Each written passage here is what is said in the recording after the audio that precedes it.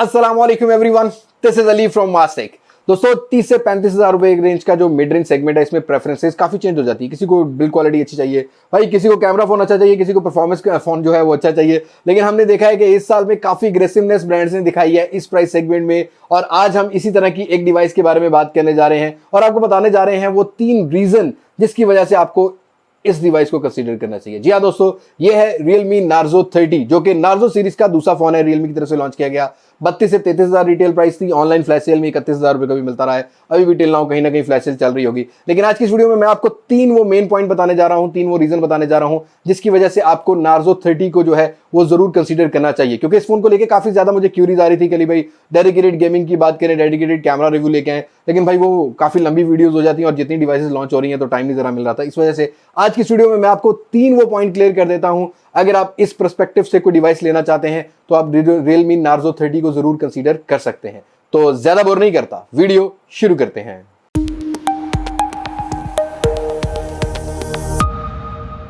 Okay दोस्तों, पहले point से स्टार्ट करते हैं। As usually as a tech person मेरे लिए परफॉर्मेंस बहुत मैटर करती है, और हमने इस प्राइस सेगमेंट में देखा है कि भाई MediaTek Helio G95 एक 4G चिपसेट की भाई भरमार लगी हुई है। तो यहां भी हमें MediaTek Helio G95 देखने को मिलता है। इवन तो Realme 8 में भी देखने को मिल रहा है, बट उसकी प्राइस थोड़ी सी ऊपर चली जाती है। तो ये जो प्राइस है ना 30 से 32 हज़ार रुपए की रेंज वाला, इसमें MediaTek Helio G95 एक काफी पावरफुल प्रोसेसर निकल कर आता है। अब यहाँ अगर Realme Narzo 30 की बात करें तो 6GB 128GB के साथ हमें पेयर देखने को मिलता है। डे टू डे यूजेज काफी बेटर देखने को मिला। इवन मल्टीटास्किंग, हैवी मल्टीटास्किंग भी आप इजीली इस फोन के अंदर कर सकते हो, बिकॉज Realme UI की बात की जाए तो काफी ज्यादा ऑप्टिमाइज नजर आई। Realme UI 2.0 Android 11 के साथ मुझे यहाँ पर कोई भी बग्स देखने को नहीं मिले। इवन यहाँ पर कोई भी मुझे ब्लॉटवेयर देखने को नहीं मिलते। काफी हद तक close to stock Android experience provide किया, साथ के साथ स्मूथ एक्सपीरियंस है क्योंकि 90 हर्ट्ज का रिफ्रेश रेट देखने को मिल रहा है। तो यहाँ पर आपको परफॉर्मेंस के हिसाब से कोई भी कॉम्प्रोमाइज नहीं करना पड़ेगा। इवन अगर आप ऐसे पर्सन हो जो कि गेमिंग के हिसाब से अगर कोई डिवाइस कंसीडर करना चाहते हो तो MediaTek Helio G95 मैंने और भी डिवाइसेस में जरूर रिव्यू किया है, लेकिन यहाँ पर थोड़ा सा एक्सपीरियंस बेटर निकल कर आता है। हो सकता है कि Realme ने काफी काम किया हो इस दफा गेमिंग के ऊपर। फायर कनेक्टिविटी भी अच्छी देखने को मिली। Out of the box 40 FPS का गेम प्ले है, लेकिन अगर आपको कॉन्फिग फाइल वगैरह करते हो तो आपको 90 FPS की भी सपोर्ट देखने को मिलती है। ऑल्दो वो जो कॉन्फिग फाइल है ना वो ठीक होनी चाहिए क्योंकि आईडीज भी बैन हो जाती है। लेकिन ओवरऑल जो PUBG गेम प्ले है वो भी ठीक देखने को मिलता है। साथ के साथ जो टच है वो भी रिस्पॉन्स देखने को मिला। फायर कनेक्टिविटी भी अच्छी देखने को मिली। और साथ के साथ अगर बात करते हैं यहाँ पर call of duty game play की, तो वेरी हाई के साथ आपको वेरी हाई फ्रेम रेट देखने को मिल जाता है। और अगर आप कॉल ऑफ ड्यूटी खेलते हो तो भाई यहाँ पर आपका एक्सपीरियंस काफी बेटर होने वाला है। इवन तो हैंड फ्री का आउटपुट भी यहाँ पर ठीक निकल कर आता है गेमिंग पर्सपेक्टिव को लेके। तो अगर आप एक ऐसे पर्सन हो जिसके पास 30 से 32 हज़ार रुपए की नए फोन की ब्रांड न्यू फोन की रेंज है, तो आप Realme Narzo 30 को जरूर कंसीडर कर सकते हो। मुझे पता है कि बहुत सारे दोस्त कह रहे होंगे कि इस रेंज के अंदर 8GB के साथ भी MediaTek Helio G95 मिल जाता है, लेकिन भाई UI बहुत मैटर करती है। ब्लॉटवेयर्स नहीं है, एड्स नहीं है, एडलेस UI देखने को मिल रही है। तो ये एक वो वजह है जिसकी वजह से आपको Realme के इस फोन को जरूर कंसीडर करना चाहिए। आते अपने अगले रीजन की तरफ, वो मेरे लिए काफी इंपॉर्टेंट है। की वजह यह है कि भाई मुझे काफी ज्यादा क्यूरीज आती है कि अली भाई कैमरा फोन बताएं इस प्राइस सेगमेंट में, और मैं हमेशा से कहता हूं ये जो 30 से 35 हज़ार रुपए की रेंज है इसमें कहीं पे परफॉर्मेंस अच्छी मिल रही है, कहीं पर कैमरा अच्छा मिल रहा है। लेकिन ये वो फोन है जिसके अंदर आपको परफॉर्मेंस के साथ साथ कैमरा भी अच्छा देखने को मिलेगा।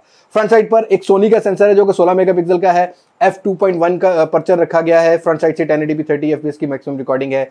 वीडियोस मैंने रिकॉर्ड किए, मैं आगे चल के दिखाता हूं आपको। बैक साइड पर ट्रिपल कैमरा सेट है। 48 मेगापिक्सल का मेन सेंसर देखने को मिलता है, और ये भी सैमसंग का सेंसर है। तो सेंसर क्वालिटी भी यहाँ पर आपको एक अच्छी लेवल की देखने को मिलेगी। बाकी 2-2 मेगापिक्सल के 2 सेंसर देखने को मिलते हैं रियर पर। कुछ वीडियो क्लिप्स रिकॉर्ड किए हैं जिसमें मैंने 1080p 30 FPS 60 FPS रियर से और 4K 30 FPS भी रिकॉर्ड किया है। आप वो क्लिप देखें, खुद भी डिसाइड करें कि आपको किस तरह की स्किन टोन पसंद आती है। मैं बात करता हूँ इस क्लिप को देखने के बाद।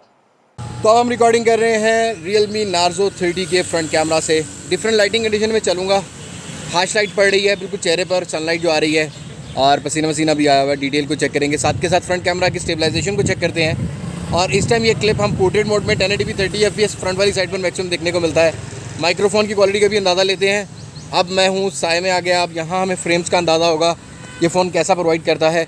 और साथ के साथ हम फ्रंट कैमरा के डिटेल को चेक कर लेते हैं डायनामिक रेंज के हिसाब से।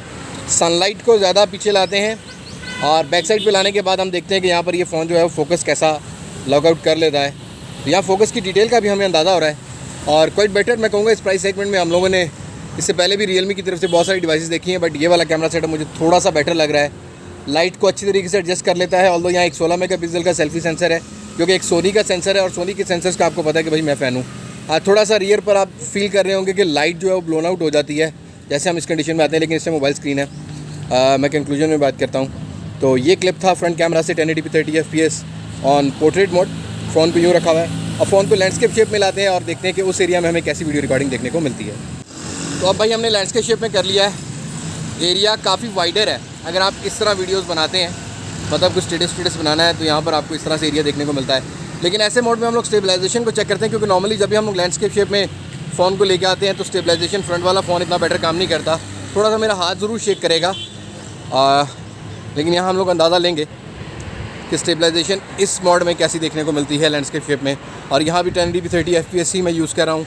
बाकी ओवरऑल आपको कैसा लग रहा है Realme Narzo 30 का camera? Let me know in the comment section. चलते अपने रियर कैमरा की तरफ। तो अब रिकॉर्डिंग हो रही है इसके मेन सेंसर से। ऑल्दो 48 मेगापिक्सल मेंशन किया गया, लेकिन वीडियोस रिकॉर्डिंग जो है वो हमें 12 मेगापिक्सल पे ही देखने को मिलेंगी। 1080p 30 FPS पे रिकॉर्डिंग हो रही है। 60 FPS पे भी करके दिखाऊंगा आपको, 4K भी करके दिखाऊंगा। और इलेक्ट्रॉनिक इमेज स्टेबलाइजेशन इस फोन में हमें डेडिकेटेड देखने को मिलती है रियर साइड पर भी, लेकिन उसका भी एक सैम्पल मोड यहाँ पर स्टडी मोड दिया गया है। मैं जिसको चेक करवाने के बाद ही आपको बता पाऊंगा कि कैसी स्टेबलाइजेशन है। लेकिन विदाउट स्टडी मोड देखते हैं कि एरिया कितना वाइडर मिलता है, और साथ के साथ यहाँ पर डायरेक्ट सनलाइट को चेहरे पे लाते हैं और कलर्स रियर साइड के, जैसा कि फ्रंट साइड पे मैंने आपको चेक कराया वैसे हम लोग चेक करवाएंगे। और अब सनलाइट बिल्कुल मेरे चेहरे पर पड़ रही है और यहाँ कलर टोन का हम लोग अंदाज़ा लेंगे। साथ के साथ ऐसे ही हम लोग सनलाइट को पीछे ले आते हैं, डायनामिक रेंज का आइडिया लेते हैं, फ्रेम्स का आइडिया ले रहा हूँ मैं यहाँ पर कि ये फ़ोन कैसा लेता है कैसा नहीं, क्योंकि इस प्राइस सेगमेंट में हमने देखा है कि हमेशा से कैमरा में कहीं ना कहीं कोई कॉम्प्रोमाइज़ रखा जाता है। बट यहाँ पर हम लोगों ने Realme Narzo 30 को चेक करना है कैमरा पर्सपेक्टिव के हिसाब से, ये कैसा है कैसा नहीं।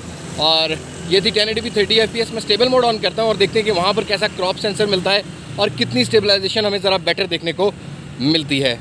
तो भाई यहाँ पर मैं इसका जो स्टडी मोड मिलता है, स्टेबलाइजेशन मोड मिलता है, वो ऑन कर चुका हूँ।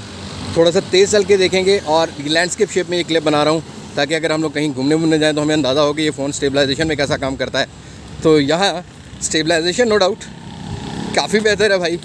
और तेज़ भाग के देखते हैं, और तेज़ भागते हुए थोड़ा सा हाथ ज़रूर शेक करेगा, लेकिन ओवरऑल हम लोगों ने यहाँ पर देखना है कि फ़ोन कितना स्टेबल निकलता है कितना नहीं। तो ये हो गया स्टेबलाइजेशन मोड। चलते हैं अपने 1080p 60 FPS की तरफ, फ्रेम्स को चेक करते हैं और साथ के साथ चेक करते हैं कि भाई यहाँ पर हमें बाकी क्या क्या ऑप्शंस वीडियोग्राफी के हिसाब से देखने को मिलती हैं और पिक्चर्स की क्वालिटी Realme Narzo 30 की कैसी है। और अब ये रिकॉर्डिंग हो रही है 1080p 60 FPS Realme Narzo 30 से। डिटेल का अंदाज़ा लेना है हमने फ्रेम का। और लेट सपोज अगर आप ऐसे एक कंटेंट क्रिएटर हो जिसको भाई अपनी जो चेहरे की डिटेल है, जो हाथ की मूवमेंट्स है, वो ज़्यादा फ्रेम्स में दिखानी है, डे लाइट के अंदर ज़्यादातर जो 60 FPS है उसमें हमें डिफरेंस ज़रूर देखने को मिलता है। तो यहाँ हम लोग फ्रेम का अंदाज़ा लेंगे। साथ के साथ मैं थोड़ा सा मूव करना चाहूँगा कि ये जो फ्रेम है, ये जो फोकस है वो कैसा शिफ्ट करता है और 60 FPS पर चेहरे का फोकस कैसा मेंटेन रख लेता है। बिकॉज आजकल जो सेलफोन है ना, उसमें कैमरा बहुत मैटर करता है। तो भाई यहाँ पर 60 FPS की ये डिटेल देखने को मिलती है आपको। और चलते हैं अपने 4K 30 FPS की तरफ। अस्सलाम वालेकुम जी, मेरा नाम अली है और आप देख रहे हैं मास्टेक। और ये वीडियो बन रही है भाई 4K 30 FPS पर। खैर sir joke, as a reporter मैंने सोचा था कि चलो कोई ना कोई चुटकुला डाल लेंगे, लेकिन भाई सफ़ेद बाल आ रहे हैं, चुटकुला सूट नहीं करता। ओवरऑल 4K 30 FPS की डिटेल की बात करने आए हैं हम लोग। तो यहाँ Realme Narzo 30 इस टाइम जो है वो 4K 30 FPS पे वीडियो रिकॉर्ड कर रहा है। फोकस शिफ्टिंग, डायनामिक रेंज, सब आइडिया लेंगे हम लोग, ताकि आप लोगों को क्लियर हो जाए कि ये फ़ोन कैसा है कैसा नहीं। क्योंकि विदाउट एक्सपीरियंस रिव्यू बनाना मास्टेक का काम नहीं है भाई। और हम बग़ैर एक्सपीरियंस के कभी भी किसी रिव्यू के बारे में, किसी फ़ोन के बारे में अपना ओपिनियन नहीं देते। तो यहाँ ख़ुद भी आप डिटेल का अंदाज़ा लेंगे और मेरे भी कंक्लूजन के साथ जो है इत्तेफाक करेंगे, क्योंकि मैं हमेशा से कंक्लूजन दो राय देता हूँ। एक उस यूज़र के हिसाब से जो बहुत ज़्यादा टची है, जो बहुत ज़्यादा टेकी है, उसके हिसाब से, और एक उस यूज़र के हिसाब से जो कि नॉर्मल पहली बार जा रहा है फ़ोन बाई करने के लिए, तो उसको इस फ़ोन में क्या क्या मिलेगा क्या क्या नहीं। तो आपको यहाँ पर 4K 30 FPS की डिटेल कैसी लग रही है, let me know in the comment section.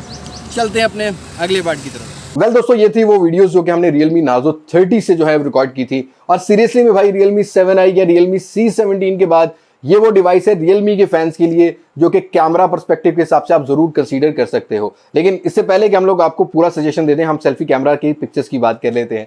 Front camera की नॉर्मल फोटो जो आप कैप्चर करोगे उसमें भी आपको डिटेल अच्छी देखने को मिलेगी। हाँ, Realme की UI में आपको जरा स्किन टोन जो है वो ब्यूटिफिकेशन वाली जरूर देखने को मिलती है, लेकिन अगर आप उसको नेचुरल भी करना चाहो तो ऑप्शन आपको Realme UI ऐप में देखने को मिल जाता है, कैमरा ऐप में देखने को मिल जाता है। फ्रंट पोर्ट्रेट भी काफी अच्छे देखने को मिले। इवन यहाँ पर बुके भी आप एडजस्ट कर सकते हो 60 to 100%। और अगर आप ग्रुपीज को कैप्चर करते हो पोर्ट्रेट मोड में तो सीरियसली में यार इस फोन ने मुझे काफी इंप्रेस किया, क्योंकि मैंने नॉर्मली जब भी कुछ फोन को जब कंपैरिजन किया है या रिव्यू किया है, हमेशा से ये होता है कि जो आपके बाकी दोस्त हैं ना उनके अंदर कहीं ना कहीं एजेस का जरा प्रॉब्लम देखने को मिलता है। तो यहाँ उतना प्रॉब्लम नहीं है, बुके बहुत अच्छे देखने को मिले, इवन एजेस काफी शार्प देखने को मिले। और अगर मैं कहूँ कि एक सेल्फी कैमरा के हिसाब से 30 से 32 हज़ार रुपए की रेंज के अंदर ये एक अच्छी चॉइस है, तो इसमें भाई कोई शक होने वाला नहीं है। लेकिन वही बात करते हैं कुछ रियर कैमरा की। हाँ, कहीं कहीं वीडियोस में हम लोगों ने नोटिस किया कि एक्सपोजर को जरा सेट आउट करने में टाइम ले लेता है, लेकिन ये चीजें अपडेट के थ्रू सॉल्व की जा सकती हैं। लेकिन स्टेबल मोड मिलता है, साथ के साथ यहाँ पर अगर स्लो मोशंस की बात करते हैं तो फ्रंट कैमरा से 120 फ्रेम पर सेकंड पर आप स्लो मोशन भी रिकॉर्ड कर सकते हो, जो कि मुझे काफी बेटर लगा।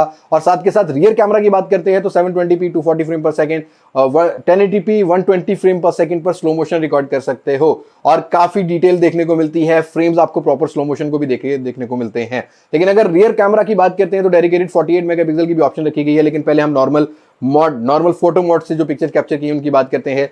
ह्यूमन की आप ऑब्जेक्ट की अगर कभी पिक्चर कैप्चर करोगे तो थोड़ा बहुत ब्राइटनेस ओवर एक्सपोज कर देता है रियर पर, लेकिन उसको आप एडजस्ट भी कर सकते हो मैन्युअली अपर्चर के हिसाब से। लेकिन ऑल ओवर बैलेंस पिक्चर निकल कर आती है अगर इस प्राइस सेगमेंट में देखा जाए, और काफी हद तक कंपैटिटिव जो है कैमरा पिक्चर्स निकल कर आती हैं as compared to other brand. और वही बात करते हैं कुछ यहाँ पर 48 मेगापिक्सल की डेडिकेटेड ऑप्शन की। अब ये आप जो पिक्चर देख रहे हो ये पिंक शेड है, और मैंने हमेशा से कहा है कि रियलमी थोड़ा सा कलर्स को बूस्ट कर देता है, ओवर बूस्ट कर देता है, और इस फोन के अंदर हमें क्रोमा बूस्ट वाला ऑप्शन भी देखने को मिलता है। अगर आप एक ऐसे पर्सन हो जिसको बहुत ज्यादा कलर बूस्टेड पसंद आते हैं तो भाई आपको बहुत पसंद आने वाला है, क्योंकि यहाँ पर आप तीनों पिक्चर्स के अंदर देख रहे होगे कि ह्यूमन की जो स्किन टोन है उसको भी चेंज किया गया नॉर्मल मोड से पोर्ट्रेट मोड पर, और साथ के साथ 48 मेगापिक्सल पर। लेकिन डेडिकेटेड अगर आप किसी ऑब्जेक्ट की या कलरफुल ऑब्जेक्ट की पिक्चर को कैप्चर करते हो 48 मेगापिक्सल से, तब आपको काफी शार्प इमेजेस देखने को मिलेंगे, काफी बैलेंस कलर्स देखने को मिलेंगे। और हाँ, यहाँ पर काफी अच्छा एच जो है वो क्लोजअप शॉट में निकल कर आता है। डेडिकेटेड एक अल्ट्रा मैक्रो मोड भी मिल जाता है, जिससे आपको अच्छी खासी डिटेल मिल जाती है अगर इस प्राइस सेगमेंट में देखा जाए। और हमने देखा कि 50-50 हज़ार रुपए की रेंज के अंदर भी हमें जो है वो 2-2 मेगापिक्सल की जो मैक्रो सेंसर देखने को मिलते हैं। तो मैक्रो शॉट्स आपके ऊपर डिपेंड करता है कि आपकी क्या प्रेफरेंसेस है। मैक्रो शॉट में मुझे ये फोन इतना इंप्रेसिव नहीं लगा। बाकी ऑल ओवर मेन सेंसर मुझे काफी अच्छा काम करता हुआ मिला, जहां पर एजेस काफी शार्प देखने को मिले। रियर पोर्ट्रेट भी काफी जबरदस्त किस्म के कैप्चर करता हुआ मिला मुझे। रियलमी नार्जो 30 पोर्ट्रेट के एजेस काफी शार्प हैं, डिटेल काफी इनफ है। इवन डायनामिक रेंज की बात करते हैं तो डायनामिक रेंज भी इस फोन का मुझे काफी बेटर देखने को मिला। तो यहाँ पिक्चर क्वालिटी और वीडियोग्राफी के हिसाब से अगर 30 से 32 हज़ार रुपए की रेंज के अंदर देखा जाए तो ये एक ऐसा फोन हो सकता है, one of the best choice हो सकती है, क्योंकि और भी बहुत सारी चॉइसेस हैं, लेकिन मुझे यहाँ पर काफी बेटर लगा Realme Narzo 30। आते अपने मेन पॉइंट की तरफ, वो है इस फोन का चार्जिंग स्पीड, क्योंकि स्टैंडर्ड साइड बन चुका है। 30 से 35 हज़ार रुपए की रेंज के अंदर हमें 30 वॉट या 33 वॉट की चार्जिंग देखने को मिल रही है। चार्जिंग स्पीड की बात करते हैं तो 1.25 घंटा ले जाता है। बैटरी की बात करते हैं तो 5000 mAh की बैटरी देखने को मिलती है। लेकिन भाई तीसरा पॉइंट डालने की वजह यह है कि ये फोन जो है वो ऑलमोस्ट 8 से 10 घंटे 70% अगर आप ब्राइटनेस रखते हो, और अगर आप एक ऐसे पर्सन हो जो कि बहुत ज्यादा फोन को यूज करते हो, सारा दिन 4G चला के व्हाट्सएप करना है, वीडियोस देखनी है, तब आपका 7 से 8 घंटे कंटिन्यूसली अगर स्क्रीन ऑन टाइम देखते हो तो वो निकाल जाता है। हाँ, अगर आप एक ऐसे नॉर्मल यूजर हो तब आपको 1.5 से 2 दिन इजीली ये फोन जो है वो बैटरी बैकअप प्रोवाइड कर देता है। अब ये वो 3 रीजन थे मेरे हिसाब से। हर डिवाइस के अंदर ये चीज जरूर होती है कि परफॉर्मेंस कैसी है, कैमरा कैसा है, बैटरी टाइमिंग कैसी है। बाकी डिजाइन की प्रेफरेंसेस अपनी होती है। डिजाइन की अगर मैं बात करूं तो मुझे नॉर्मल ये वाला डिजाइन जो है वो टिपिकल एक रियलमी के डिजाइन लगा। थोड़ा सा आई कैची जरूर लगा ये जो फ्लैश वाला रेसिंग वाला आइकन है। बाकी ऑल ओवर यहाँ पर जो मेरा एक्सपीरियंस है इस फोन को लेके काफी बेटर निकल कर आता है, और मेरी तरफ से रिकमेंडेड डिवाइस है अगर आप कोई नया फोन बाय करना चाहते हो। अगर आपकी प्रायोरिटीज एमोलेड पैनल की नहीं है, क्योंकि इस रेंज के अंदर हमें 60 हर्ट्ज के एमोलेड पैनल जरूर देखने को मिलते हैं, किसी में डिस्प्ले फिंगरप्रिंट सेंसर है, किसी में साइड है, बट यहाँ पर 90 हर्ट्ज रिफ्रेश रेट के साथ आईपीएस पैनल काफी ब्राइटर निकल कर आता है। डे लाइट की विजिबिलिटी भी बेटर है, 580 का ब्राइटनेस निट्स मिलता है। तो यहाँ पर कोई भी कॉम्प्रोमाइज आपको इस फोन के अंदर नहीं करना पड़ेगा। डिजाइन की प्रेफरेंस मैं आप पर छोड़ देता हूं। बस आज की वीडियो में तो ये मुलाकात होगी नई वीडियो में किसी नई अनबॉक्सिंग, किसी नए रिव्यू, किसी नए कंपैरिजन के साथ। तब तक मुझे दी इजाजत। मैं हूं लिबास मास्टेक से पाकिस्तान, पैंदाबाद। अल्लाह हाफिज।